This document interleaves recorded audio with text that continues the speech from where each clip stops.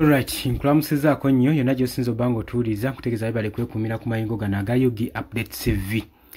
Amawulire ge tulinawo kati, Chief of Defence Force Muhoozi Kainerugaba mutabani wa Mwami Yoweri Kaguta Museveni era omutabani gwasinga okwagaliza ennyo obusika bw'entebe ya Uganda newankubadde abamu bajja bakukulima ng'era bacriticizing nga bagenda maaso n'okumulabula nti buno obukulembeze si bwa nsikirano togenda kubeera ng'otusikiza mutabani wo. Abakulembeze naddala ab'ebitundu saako n'abo bannazirwanako be yakwata n'ab'emmundu mu nsiko abaamuleeta mu bukulembeze buno bagenda maaso n'okuba nga bamukolokota ku bigambibwa okuba nga yagala kusikisa mutabani we Muhoozi Kainerugaba. Oli ku Yugi Update TV ko sinzo bango otuwuliriza mu abali emitala w'amayanja mbanirizaako nnyo mwebale kwekuumira ku Yugi Update TV. Kakati nno Chief of Defence Force Muhoozi Kainerugaba nga tumanyi bulijjo nga weeri enkola ye yogena maaso n'okutiisatiisa n'okuteekayo strong warnings ku mikutu egya social media. Agenze maaso n'okulabula akulabula ku gender bases ku political violence eri naddala abo abakyala gwe mukwano gwange ali ampuliza. Chief of Defence Force General Muhoozi Kainerugaba agenze maaso n'okustandinga warning eri abasajja abagenda maaso n'okwalasinga oba abasalutinga abavumirira abakyoboola abakyala mu bya political opinions mu ndowooza zaabwe ezyawukanako mu by'obufuzi. Agenze maaso n'okulangirira ekikolwa kino ng'agamba oyo yenna n'akwatibwa mu act eno mu kikola ajja kubanga afeesinga consequences nnyingi nnyo. Mu bubaka obukambwe ne mu post gy'agenze maaso n'okuteeka ku Twitter, General Muhoozi Kainerugaba agamba no one will beat women in this coming election. Nti teri n'omu ajja kuba mukyala mu kalulu kano akajja. Any man who beats or even threats a woman for her political point of view will lose his limb or his head.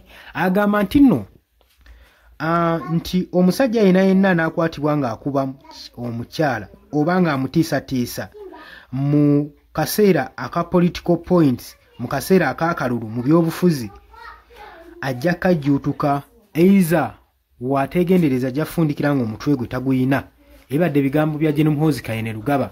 Tetumanyi mu batiisatiisa tutya naye oba oli awo endowooza eno egenze nnyo ku social media ogenda mu maaso n'ogirikasingako nga bagamba nti no abakyala abasinga beesiriwaza nnyo nga balonda abantu obwokuba nti bamaze obbafujjirira omusimbi ne basiba ku ggwanga embeera embi.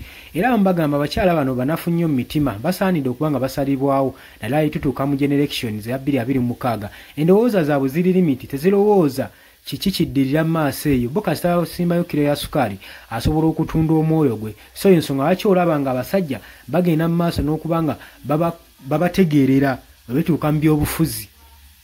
So ndowooza warning eno Muhoozi Kainerugaba gy'akoze ndowooza kyandibanga abasinga bakirabenga waliwo ekkubaane ery'okugulirira abakyala okugenda mu maaso n'okulonda abo ebatasaanidde kulonda olw'ensonga nti no bagenda kubanga bali fully protected nga tebagenda kubanga batiisibwa ku nsonga yonna yonna. Kitegeeza nti no kyangu nnyo okutunda omwoyo gw'eggwanga eggwanga n'oliza mu katu just right decision. Waliwo kye bayita delay in decision making ekiri nnyo mu bakyala balwawo nnyo okulowooza saako n'okusalawo ekintu ekituufu.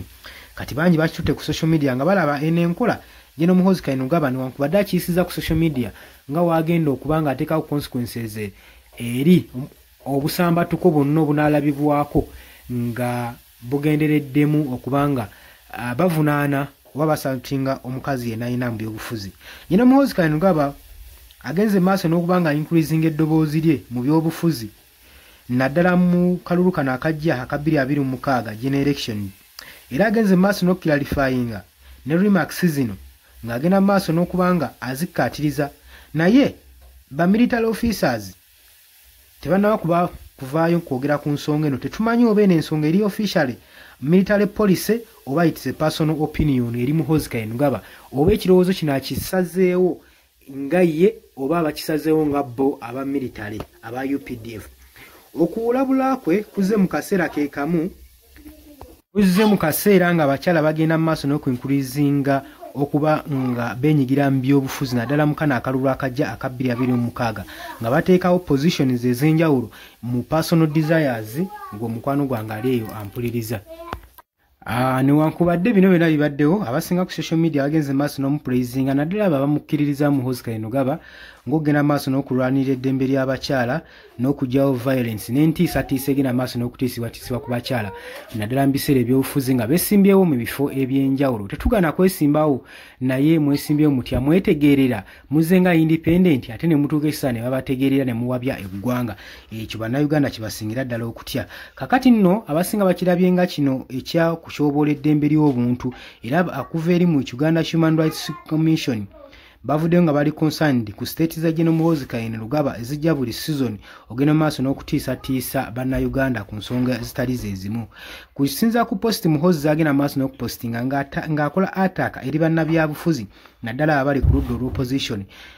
Bagamba nti nno kino kityoboolera ddala eddembe ly'obuntu era kijjako demokrasi eggwanga Uganda naddala bannabyabufuzi okutandika okusalawo n'okubasirisa mu ddoboozi lyabwe ku nsonga eziri concerned ku current situation ebeera eriwo. Oli ku Yugi Update TV kwa dosinziro bagwango otuwuliriza era nkutegeeza nti okola kyamaanyi nnyo weebale kwekumira ku manyo gano. Mbaagala nnyo temuvaako.